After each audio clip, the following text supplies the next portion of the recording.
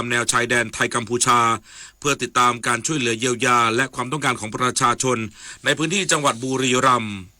วันนี้นายอนุทินชาญวิรกูลนายกรัฐมนตรีและรัฐมนตรีว่าการกระทรวงมหาดไทย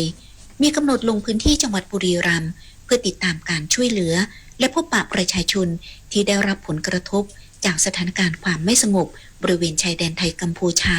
ณเทศบาลตำบลตลาดนิคมปราสาทอำเภอบ้านกรวดจังหวัดบุรีรัมย์โดยจังหวัดบุรีรัมย์ได้พิจารณาและอนุมัติช่วยเหลือประชาชนที่ได้รับผลกระทบแล้วจำนวน 39,666 ครัวเรือนรวมวงเงินทั้งสิ้นกว่า198ล้านบาทโดยธนาคารออมสินจะเริ่มโอนเงินเข้าบัญชีประชาชนวันจันทร์ที่6ตุลาคมเป็นต้นไปผ่านระบบพร้อมเพย์ที่ผูกกับหมายเลขบัตรประชาชนสำหรับครัวเรือนที่มีข้อมูลไม่ถูกต้องขอให้ประชาชนผู้มีสิทธิ์ตรวจสอบการผูกบัญชีพร้อมเพย์กับเลขบัตรประชาชนให้ถูกต้องเพื่อความรวดเร็วในการรับเงินเยียวยายุพาผ่านศรีบุตรสวทบุรีรัมย์รายงานด้านจังหวัดศรีสะเกษเร่งโอนเงินเยียวยาประชาชนผู้ประสบภัยจากสถานการณ์ชายแดนไทยกัมพูชากว่า 80,000 ครัวเรือนให้แล้วเสร็จในวันที่ 7 ตุลาคมนี้นายสุริยาบุญจินดารองผู้ว่าราชการจังหวัดศรีสะเกษเปิดเผยว่าทางจังหวัดได้เร่งจ่ายเงินช่วยเหลือผู้ประสบภัยอันเนื่องมาจากการกระทำของกองกำลังจากนอกประเทศปี 2568 ตามมติคณะรัฐมนตรีเมื่อวันที่ 26 สิงหาคมที่ผ่านมากรณีครัวเรือนที่อพยพตั้งแต่ 8 วันขึ้นไปจะได้รับเงินเยียวยาครัวเรือนละ 5,000 บาทส่วนกรณีอพยพไม่เกิน 7 วันจะได้รับครัวเรือนละ 2,000 บาททั้งนี้ธนาคารออมสินจะโอนเงินให้ประชาชนผ่านพร้อมเพย์ในระหว่างวันที่ 6 ถึงวันที่ 7 ตุลาคมนี้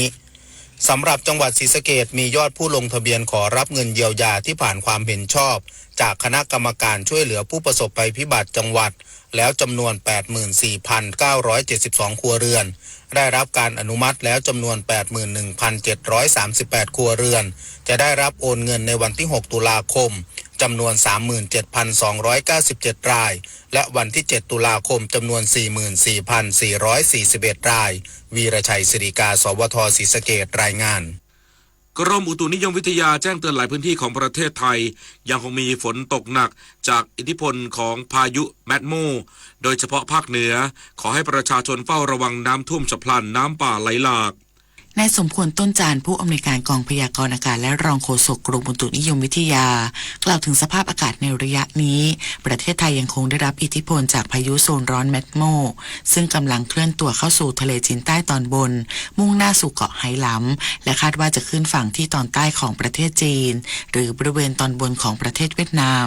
จากอิทธิพลของพายุดังกล่าวประกอบกับลมแปรปรวนในช่วงเปลี่ยนฤดูหรือเรียกว่าปลายฝนต้นหนาวส่งผลให้หลายพื้นที่ของประเทศไทยมีฝนตกหนักโดยเฉพาะภาคเหนือได้แก่จังหวัดน่านพะเยาเชียงรายและอุตรดิตถ์เช่นเดียวกับภาคตะวันออกเฉียงเหนือตอนบนที่จังหวัดเลยหนองคายบึงกาฬและหนองบัวลำพูจะมีฝนเพิ่มขึ้นขณะที่ภาคกลางกรุงเทพมหานครและปริมณฑลยังคงมีฝนในช่วงเช้าหรือช่วงบ่ายถึงค่ำต่อเนื่องรวมทั้งต้องเฝ้าระวังระดับน้ำในลุ่มน้ำเจ้าพระยาที่ขณะนี้มีการปรับระบายเพิ่มขึ้นช่วงกลางเดือนตุลาคมนี้ยังต้องติดตามพายุลูกใหม่ก่อนเข้าสู่ฤดูหนาวผลิตนาถขวัญแสนสุขรายงานจบข่าวพฤษแก้วพิบูลอ่านเราฟังข่าวต้นชั่วโมงครั้งต่อไปเวลา 10 นาฬิกาติดตามข่าวที่นำเสนอไปแล้วได้ที่ www.thainews.prd.go.th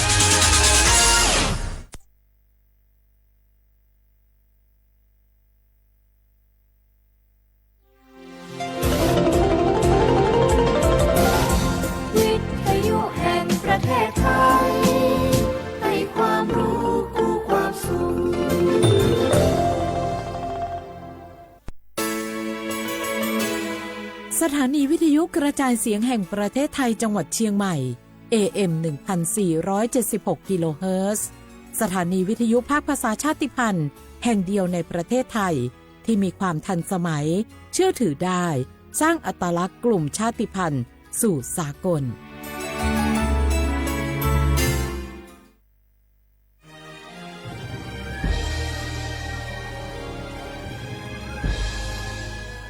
เกิดเป็นคนไทยเติบโตบนผืนแผ่นดินไทย จงภูมิใจในความเป็นไทยชาติไทยเรานั้นนับเป็นชาติที่มีความเป็นมาเก่าแก่ยาวนานเรามีภาษาวัฒนธรรมและมีสิ่งต่างๆที่เป็นเอกลักษณ์ให้เราได้ภาคภูมิใจในความเป็นคนไทยเราควรเห็นคุณค่าและมีความรักชาติหวงแหนแผ่นดินอันเป็นมรดกของบรรพชน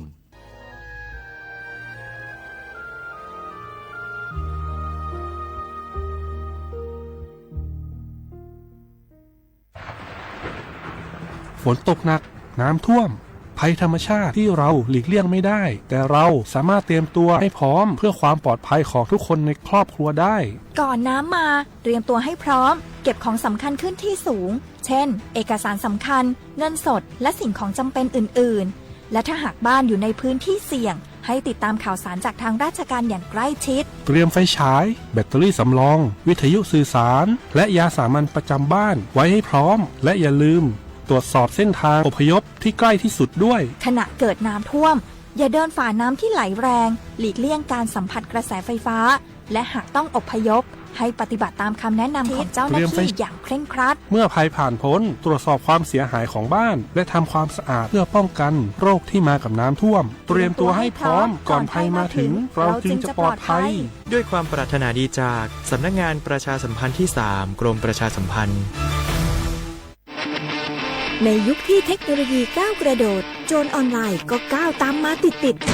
สื่อออนไลน์เปรียบเสมือนแหล่งข้อมูลชั้นดีของโจรออนไลน์เราควรใช้สื่อออนไลน์ด้วยความระมัดระวังและป้องกันตัวเองจากโจรออนไลน์ด้วยคาถา3อย่า 1. อย่าโหลดแอปจากแหล่งอื่นๆที่ไม่ใช่ App Store หรือ Play Store 2. อย่าแอดไลน์คนที่ไม่รู้จักหรืออ้างเป็นเจ้าหน้าที่หรือหน่วยงานต่างๆไม่ว่าจะเป็นจากรัฐหรือเอกชนและ 3. อย่าสแกนใบหน้าหรือให้ข้อมูลส่วนตัวในแอปที่ไม่รู้จักเด็ดขาดที่สำคัญควรท่องให้ขึ้นใจว่าธนาคารจะไม่แนบลิงก์ทุกประเภทผ่าน SMS และอีเมลรวมทั้งไม่ส่งลิงก์ขอข้อมูลสำคัญผ่านช่องทางโซเชียลมีเดียยกเว้นกรณีลูกค้าร้องขอด้วยตัวเองเท่านั้นด้วยความปรารถนาดีจากสำนักงานประชาสัมพันธ์ที่ 3 กรมประชาสัมพันธ์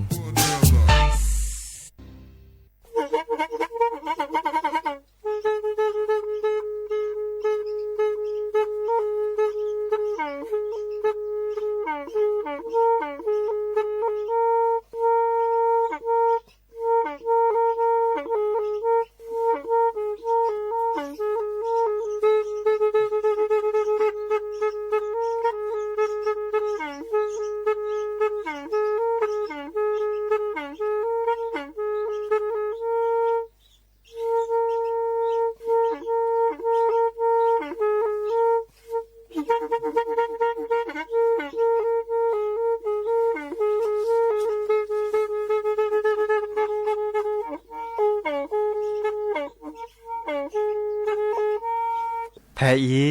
วิทยุกลือหลอกก็จะแตะเวกีแม่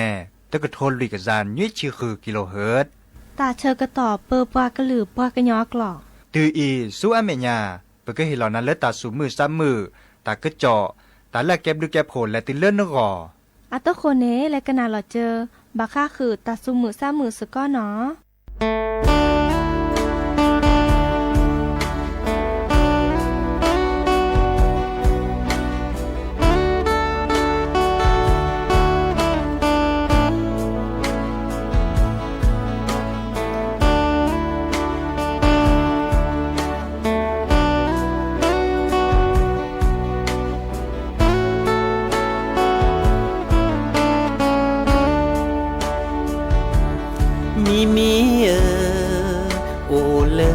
ชื่อโมโทวาเลอมือนาแก่เธอหอมูแจซอซาเตอพีโมเนมีบาเดเซมีหอโทโมหอเดออาสโก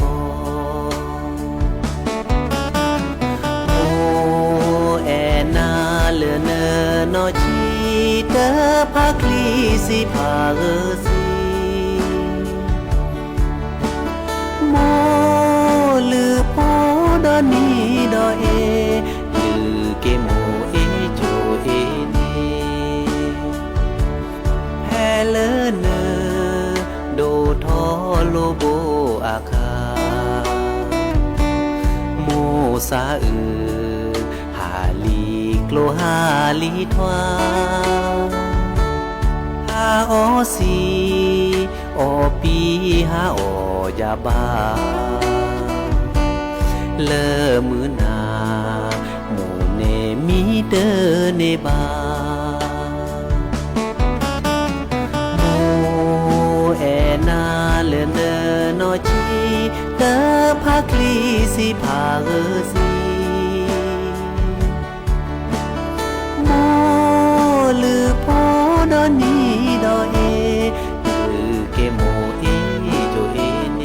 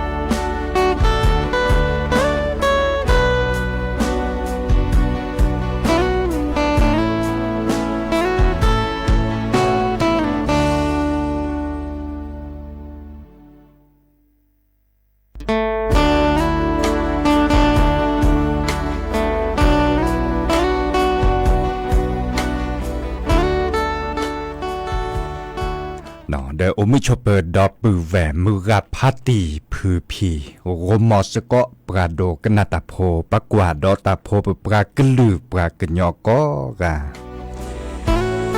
แห่เกเปิดลีนอตก็ดอปือแหวซิโซโดเพลตลอดตัดและวิทยุกลือหลอกก็จดเตเวกีแม่แต่ตอนใหญ่เนาะสวทเชียงใหม่ AM ตะกโทนริกจานยุ้ยชื่อคือกิโลเฮิรตซ์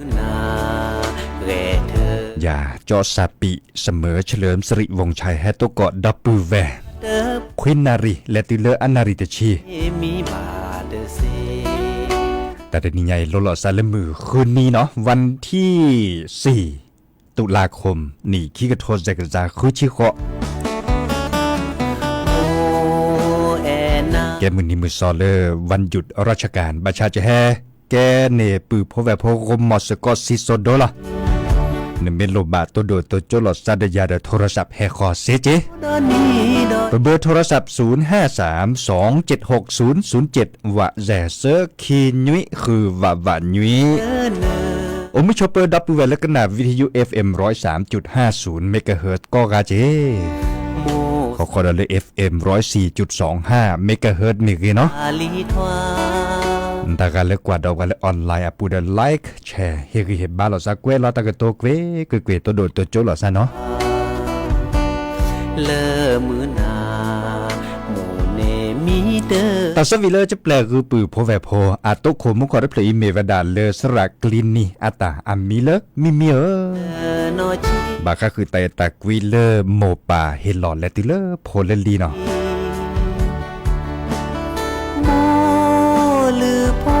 ดอนีดอเอลือเกโมเอโจเอเนและพี่ตามมาตัดเรื่องเลียตรบาจิบะปรากลือปรากยอนตากันและขนาดวิทยุตาเชิดต่อเม็ดคลื่นเมเซมบาดตัวโดดตัวโจหลอซาเซ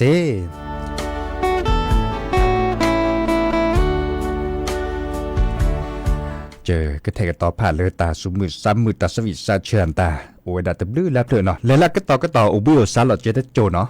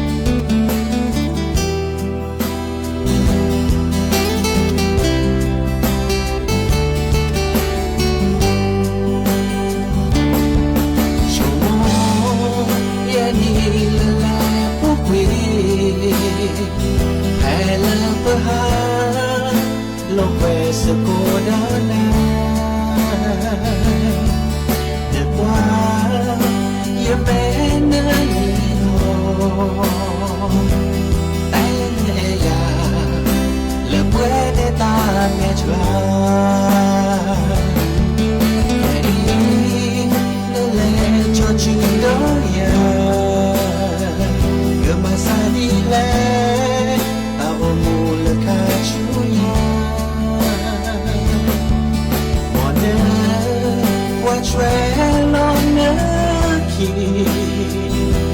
chớ có ta lê ô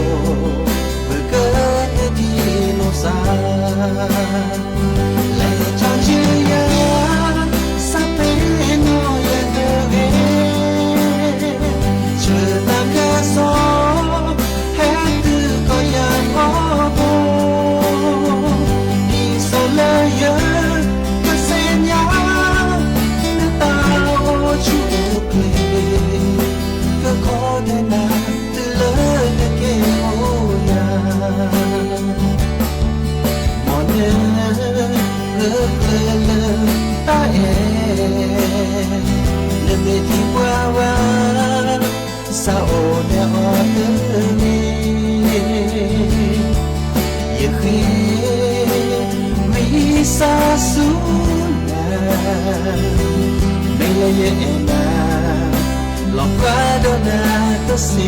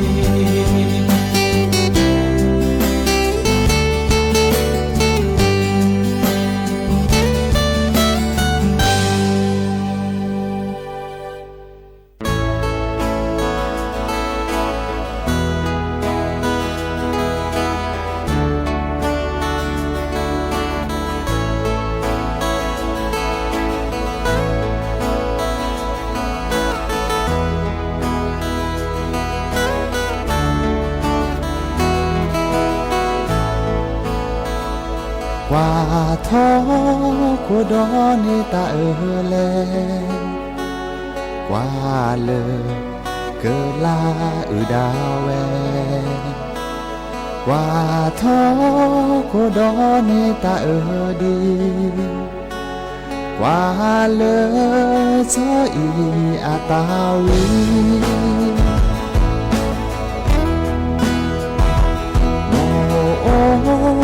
ra lệ cơ chờ con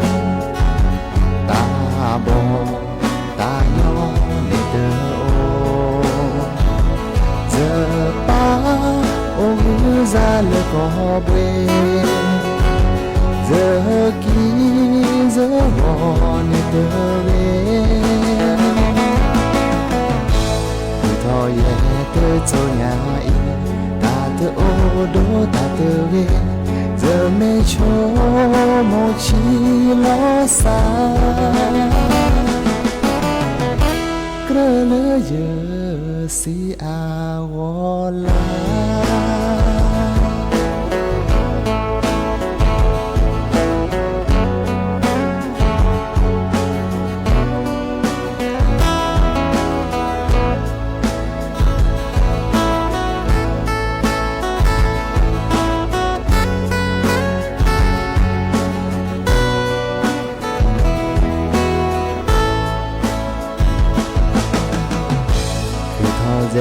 tớ cho nhà y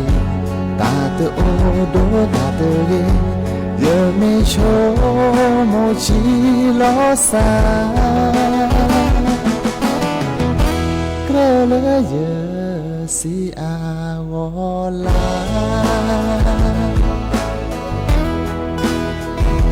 ta po le ze mo a zo mo po he sa da po me te no le cho mo ta zo wa ke cho a zo bi be ne sa me se wo hu ne se de cho che wo hu ne se de cho che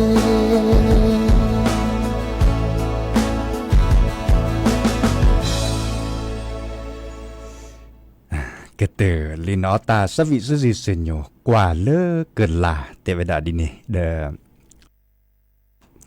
sự gì cái đồ má lọ đờ lẽ đó lơ bà khá khứ ta cụ xe chi kẻ đóอีกคันเนี่ยตาชายนะครับปรากฏว่าโรคซึมเศร้าเนาะโรคซึมเศร้าหรือคันเนี่ยบางการที่สิ่งนั้นเราทราบมีแต่บาเล่ที่สิ่งนั้นเราทราบอะคอมยูเลอร์ปลาเลอร์โชเกดิซอเลอร์แต่และบัดที่บัดโตบัดแล้วสัวซาอัตชมโมเนาะแต่ชมโมตึบาอันหล่อเลยบาการที่สอแต่เซเลมาเกซาดิซอเลอร์โจมุโจโปจ้ะเนี่ยเนาะบาร์กาเดตื้อละคนหนูฮากอคนหนูฮากพันนะเนาะอามาซาเลเนจะบาร์กามาชมโมตะอามามาซอลอเกียกึจาเนาะเอาไว้ดาอามียจะอะขอที่คอนโลในตาเสรพาในเสโลปากบาตาชาเนี่ยขอที่คอนโลในโอเวดาอามียจะเจ้าอีกาจะแล้วคือกว่าในเรื่องกรมสุขภาพจิตอัตากระเจาะเนาะกรมสุขภาพจิตอัชคอตากระเจาะเตเวดาดีปราเลบาโรคซึมเศร้าเนาะดิซอเลอร์ล้อกาดิซอปัสสุฮากอซาฮากอเนี่ยเนาะอะขอที่คอนโลในเอาเวดาดุลาจะเนาะเตอร์มีในบาก็คือเลยปากวดาความเครียดสะสมและจดแตกว่าเนาะจดแตกว่าแต่ว่าความเครียดสะสมอะคอมโยเลแต่เคยสู่เคยซาโอเลคนหนูบัตติลอซาจิเนาะแต่เคยสู่เคยซาโอเลซาโกปูอานะเชาะเนาะบัตติลอซาคิมิตมีในเมวดาสุฮากอซากอพัดโดเนาะบากาเนอัตตาเอตะกุยล้อมมือล้อมขาเดอบากาเนดิซอเลปากอเลปาเลอะเอวดาอสัวซาอุนเนวดาเสรพาเนซิโจดาคือตาจันนี่ตัวที่เราซาดบาบะซาฮากอเนาะซาฮากอพัดโดก็ดอเลอาเวดาตะคาเนเซอร์มีในบาก็คือเลปักกวาดแชไม่มีแล้วปะโพสาเนี่ยเนาะปะโพสาบากาบาตาชาเลบาก็คือคนนุขบเลรคายเนาะมีเวดาเลบาก็คือปักกวาดแชคีในบาก็เจาะเนาะอัมมัวปากกวาดแชคีแต่เลเปรบาตามือสูมือซาโตทอเลอะกอบาตาจันเนี่ยเนาะปักกวาดแชคีแต่เลเปรเนี่ยบาก็เจเตเวดาดีนี่เด้อลุยมีในบาก็คือดอลเลอร์ปลาเลอร์อพริซอเวดาเนาะอพริซอนตากาเลเดอพริซอปากุปัญญามาสัดเลจัเลไม่พริซอปากุปัญญาเลดิซอตุกอตาแคอาเดตบานเนี่ยตัวอเวเนเก็บกระดกาจีเลตุกอตาแคอาจีเนาะมาสัดเลนี่จ้ะก็ดอลเลอร์เวรคัสเซรคันเนก็ดอลเลอร์ก็ดอลเลอร์ความเสี่ยงทางพันธุกรรมอีกคันเนี่ยบาคาเจาะให้เปิดเลือปัสสุยปัตทีเตเวดาดินเนี่ยเนาะให้เปิดถอดเลืออัมหัวป่าอัสุยทีให้เปิดถอดเลือเพื่อพิสุยเที่ยวเจาะบากาดิซอลาปุขีอัมหัวป่าไม่บาตาชุดชาเลอโรคซึมเศร้านี่เนาะแต่บ้านเนี่ยตอนรอเลือโพลลีในบาเซเจเนาะบาชาปัญญาเสเนาะเตเวดาตาชาใครในปัญญาเสเนาะตาชาใครโรคซึมเศร้าเนี่ยเตเวดารักษาได้เนาะเตเวดาดินเนี่ยเดอคันในบาสัวเมื่อแล้วก็สีเนาะออกก็สีเดอเกกุญญาจัลลอตุลาบลาเซออเลโอเคเนี่ยตุลาบลาเซคิดมีเนี่ยก็แบบเมื่อปลาเลพิโลมาโลตากุบักุเซลเลบาก็คือสิญญาณเปบาก็คือเลปัสสุกัสซาเลปตัชมิชมรปาเนี่ยบาเมปลาเลนับเปิดแล้วบากิบัตโลคอเตจินเน็ตเลเวดาเนาะบากอยดาเลจิตบำบัดเนาะอันนี้คันเนี่ย ยาเสเจเนาะเสื้อคาราคาปัญญาเลิศอากวดาไฟฟ้ายาเวดาเลิศดิซอนเลิศระบบไฟฟ้าจากเนี่ยมาดิเลยจะแล้วก็สีสระจุกเวคอกเวลดาเวหมออากวดาเลิศรักษาด้วยไฟฟ้าเนาะอีกคันนี้จะต้องสัญญาเจ็บจะตะกุบักกุเซตัวบาชาก็สีสระปลาทะลออาตาก็จอดตะกโตเตดาเลิศปัญญาเลิศระบบไฟฟ้าเซเวดาได้จะเนาะปัจจุปัญญาเกเนาะข้อในบลอนเนไม่มีเลิศตาเตจุเน็ตเลยกันในเกตาแล้วหลุดโดเจปลาเลตากุบากุเซลบาก็คือเลยเกิดคอเตจุเน็ตเลยเห็นมือแล้วแต่ชั่วมิชั่วโมงกี่ถอนได้เนี่ยเกตาเลยหลุดโดเจเนาะเตเวดาดิเนี่ยยาเสเจเนาะปลาเลเตดาดิซอเลสิญญาณเปิดตากีตาโกเสรภัยเต้นนับเปิดเวียปลาเลบาดาชุดชาโรคซึมเศร้าในตาเดกันหนาเวดาบาดบ้าเลยอาซาบปเตลสคือเล็กกับปออาทิตย์เล็กกับปอถอดอัตบลากิเสเจเนาะมาซาเลนิจาอีกคันบาดกากาที่สิญญาสเวสบาตชาโรคซึมเศร้าเมตุบาบันเล่มาซาตุซูอบูบากะเคอร์ปอมมือบาเนาะดิซอเมตักเกซาดิซอเมตลอดมาเตามูดิซอเมกว่าละเตามูก็จะดิซอเมเลือโผต้นระบานตาจาเนไม่ชั่วโมงดิซอเนบาบ้านบาโรคซึมเศร้าเดินแล้วก็สีสระเนาะแล้วก็สีสระแพเลอร์โรงพยาบาลสวนปรุงในเซเจเนาะเลยโรงพยาบาลสวนปรุงเดอเวนาก็สีก็ปาโออาเกยุกยาเวดาเซเนาะอีกคาเดเฮเตกูดับเวเนาะและทีดอตาสักวีแฮปเปอร์ซอร์เพลดอตาสักวีเลเกมือดารินอาตาอาเตเวดาโอคอนาเลกอเชเนาะโอคอนาเลกอเชมาซาดิเลจะเล่นเนี่ยตาสักวีได้เพลติลอเวดาตาบาเล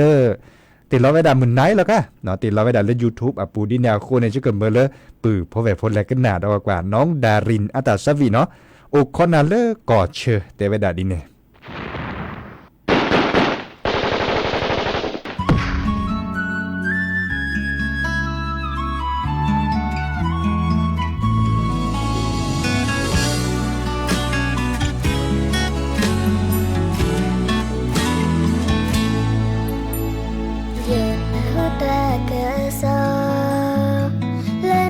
ที่ก็เตมือกาลิฟอร์ฮักฮูโดตาดูตายาตาเตปีบูอาโซเตนีนาฟาซิเนเตเรนนาตีตุโกโพโยดินโนเพนบาโกบานาโกตอเฟโนเนดาตุมวยโคโลโกลอาวาบาโคโยโคนาโนก็พอว่าน่าจะไม่โอ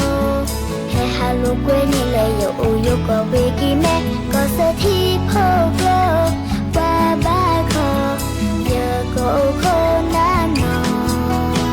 ที่ตัวก็พอว่าน่าจะไม่โอเยอะก็เสียโยก็เป็นยอนดีตัวนายะโอดีเวอามานาฟิญานามีให้นาเกิดที่บ้านกันยโยโปตาเซตาลาเปิดเวมินา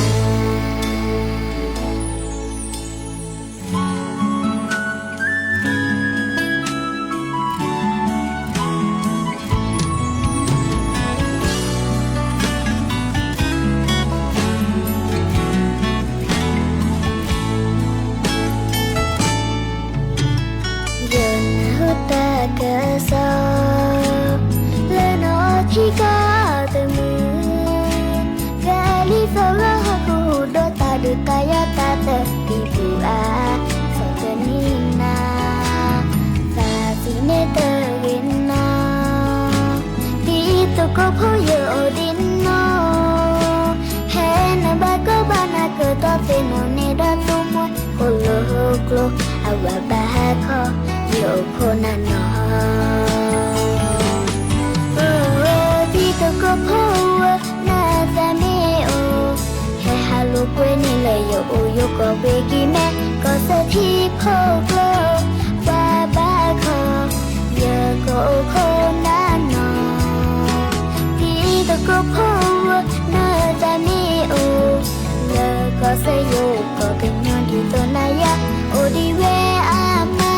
นาฟิญานามีให้นาเกิดที่บ้านกันยโยโปตาเซตาลาเปิดเวมินาโอ้ที่ตัวก็พอ na ta me o he halu kwe ni le yo o yo ko be ki me ko sa thi pho ko ta ba ko yo ko ko na no pi to ko pho na ta me o yo ko sa yo ko ke nya di to na ya o di we ama na singa na mi he no ga ti ba ke nya yo po ta se ta ya po ke mi na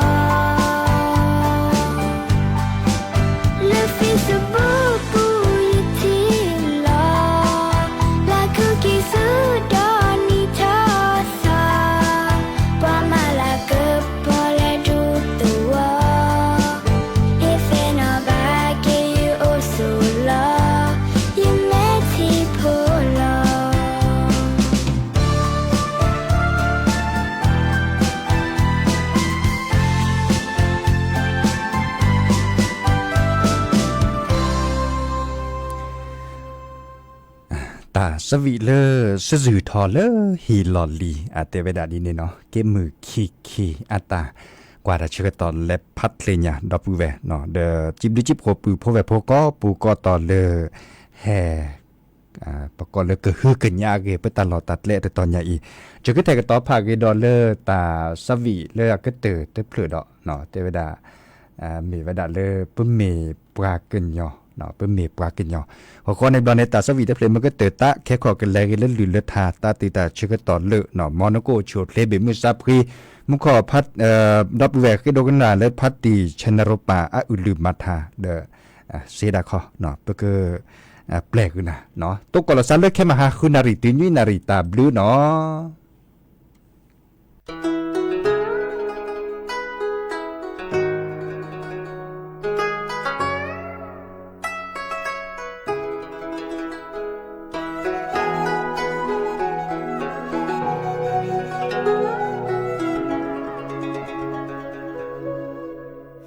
ตูใช้เพลงขี้ลาฮิมโมทาเนียนักโอชาใจก็เลยปกติคุยไม่เย่ไม่ปูยังไม่ชอบที่เราตาเป็นนิทานยังไม่เพลงนั้นไม่ชอบดาคุลูดาทูในทางตา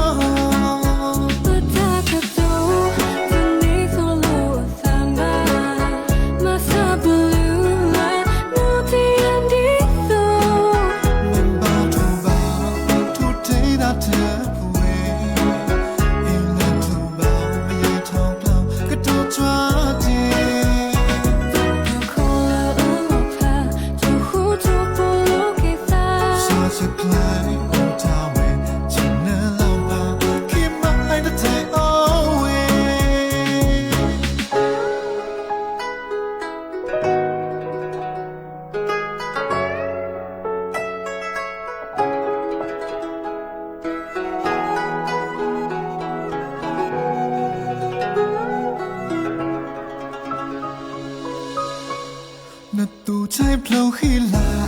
ฮิมโมทาเนียนักโอชาใจก็เลยปกติคุยไม่เย่ไม่ปูยังไม่ชอบที่เราตาเป็นนิทานยังไม่เพลงยังไม่ชอบดาคงลูดาทูในทางตา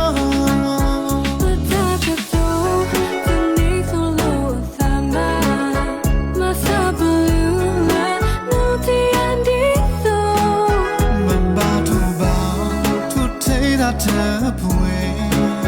ยืนเล่นถูกเบาไม่ยืนเท่าเปล่าก็โดนจ้าเทขอเลิกพาทุกหูทุกปลุกให้ตาชาจะคล้ายโอทาเวจะเนื้อลำพาคิดมาไอ้ตัวใจโอเวถ้ากับดูวันนี้ต้องรู้ตามบ้ามาซาบลูและนูที่อันดีมันบาทุบาทุเทดาเธอป่วยอีนันทุบาไม่ยืนทองเปล่าก็โดนจ้าเทขอเลิกพาทุกหูทุกปลุกให้ตาซาจะคล้ายโอทาเวจะเนื้อลำพาคิดมาไอ้ตัวใจโอเวขอเลิกพาทุกหูทุกปลุกให้ตาซาจะคล้ายโอทาเว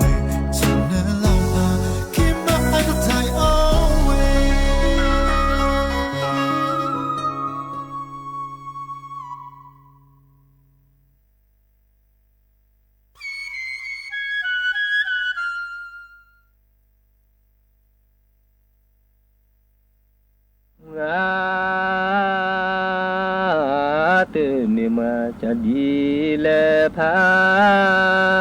di sisa di suke janu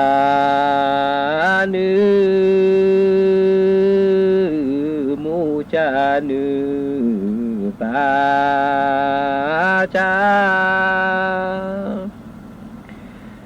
janu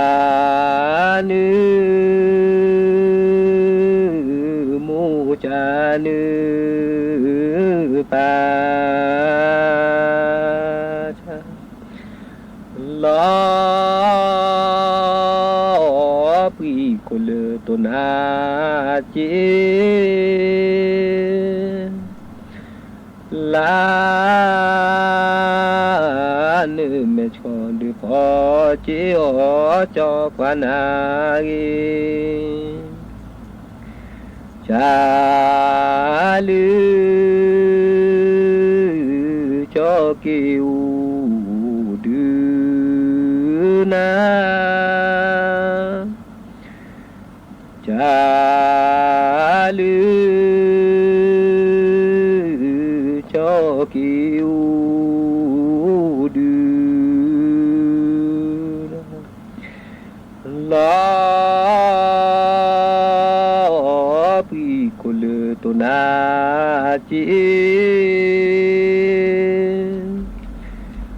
ลา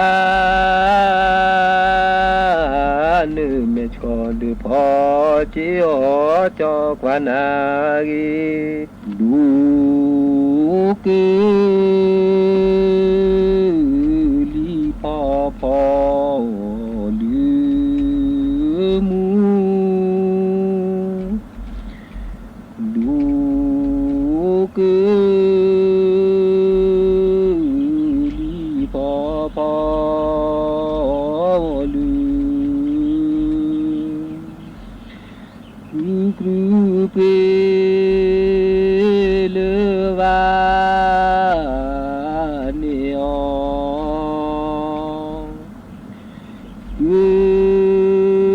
กรูนอจีนอปอคอกรูตา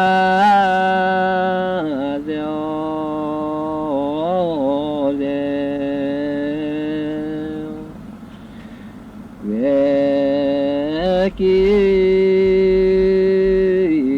เจ้าชูลือกอปูเวกีเจ้าชูลือกอ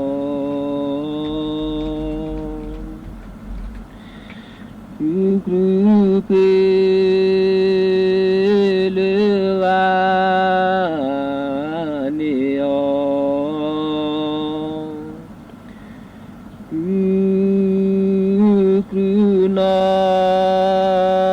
ชีนอ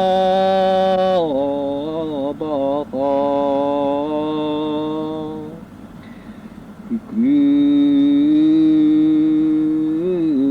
ตาเจอ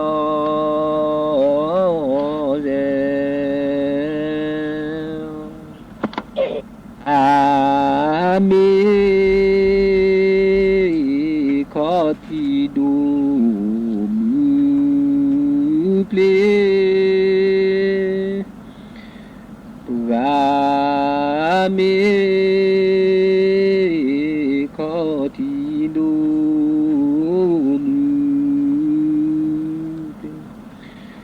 แควทอนโซเพลจูเนื้อโมกุเดอันเดซูฮานีอันเดกจุดลือโมตเนอบาเลวาทูเนจูเอตูเก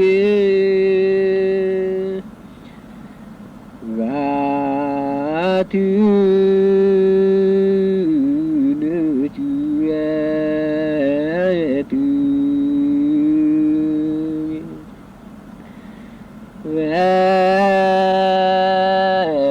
ทอนโซเพลจู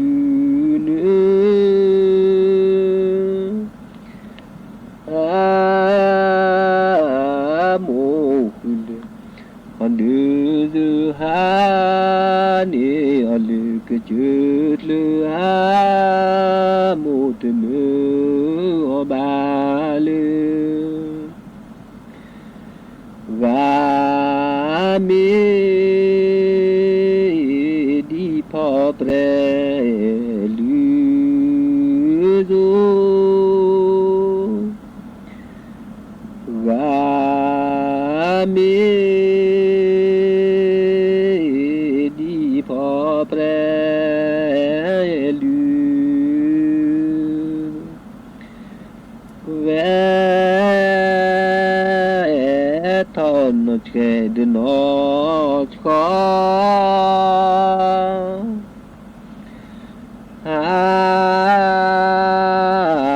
นี่อลึกเลือปลอ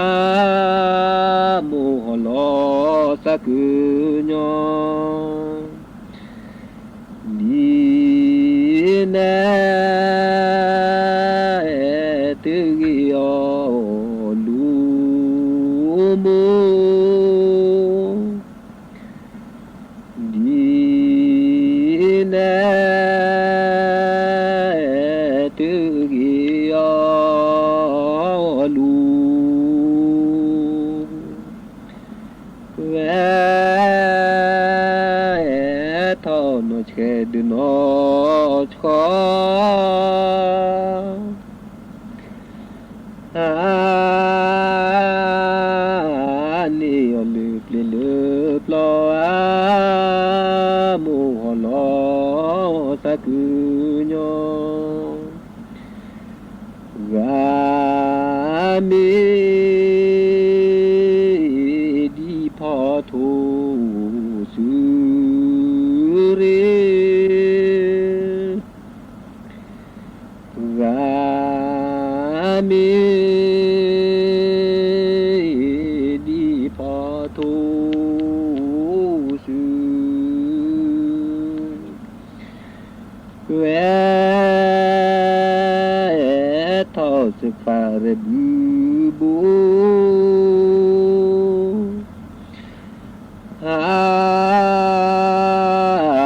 นี่ยทีนักฟ้าจูอามูหัวคือตูนี่รามีดีพอลือกีแม่รามีดีพอลือกีแวทอสุฟาเรบูบู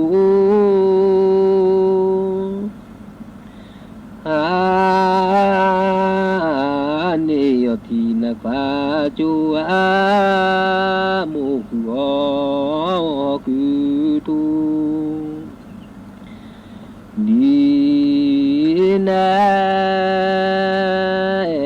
ดาพอลือจูเดดีนะดาพอลือจูเวทอสุฟาเรบูบู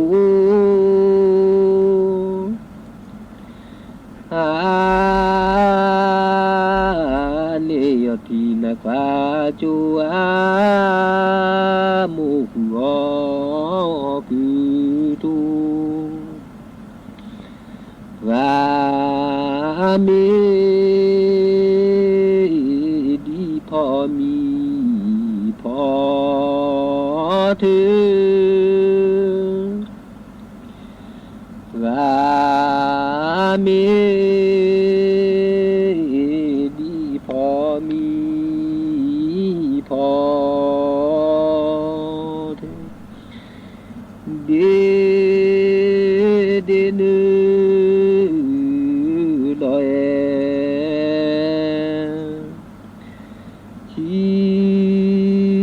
ชีมือลอย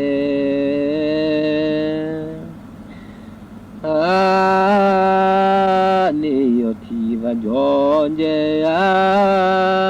มูห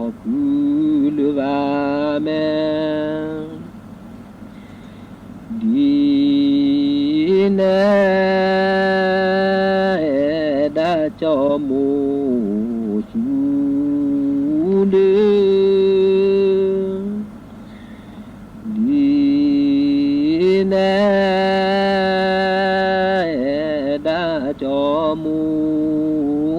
ชูเดดีเนลอยชีเนลอย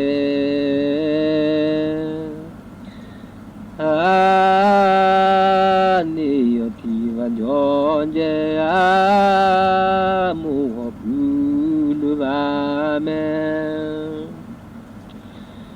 วามีโอตุดูดูเซวามีโอตุดูดูโอจิบุเดก็ดูกิขอลาพอจีอาภากิกาดอทินดอนดิชอบเกคุกเปรนูโอดาเนจาโอดาเนโอดาเนจาโอดาเนโอจิบุเดก็ดูกิ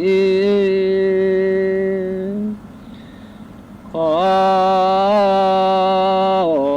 ลาพอจีอาภากิกาดอทินดอนดิชอบเกคุก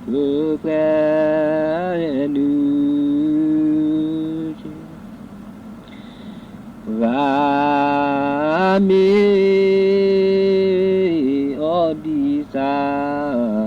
ขอสวาวามีโอดีสาขอ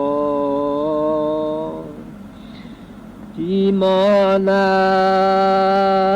ดอซาดอซาชี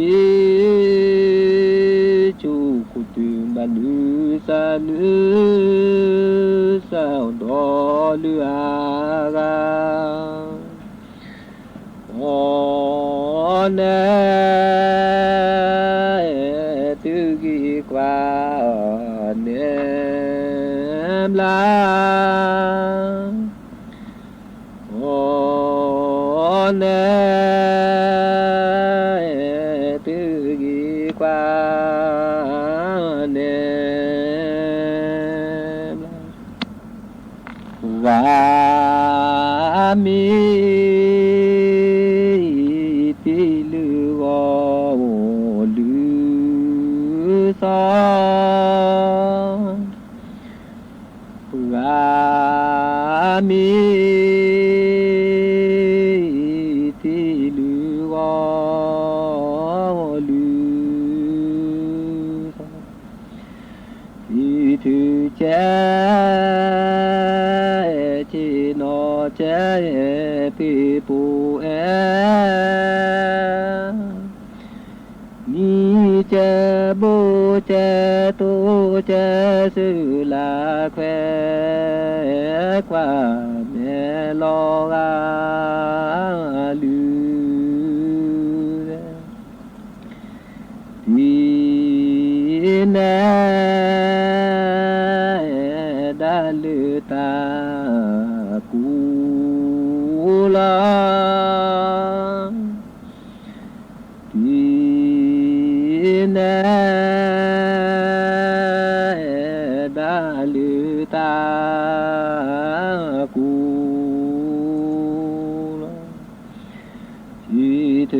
แจชีโนแจปีปูแอมีแจบูแจตูแจสุลาแควกว่าแม่ลอกาลื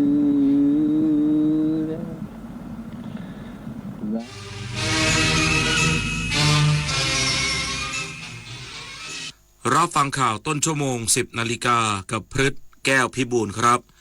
กรมอุตุนิยมวิทยา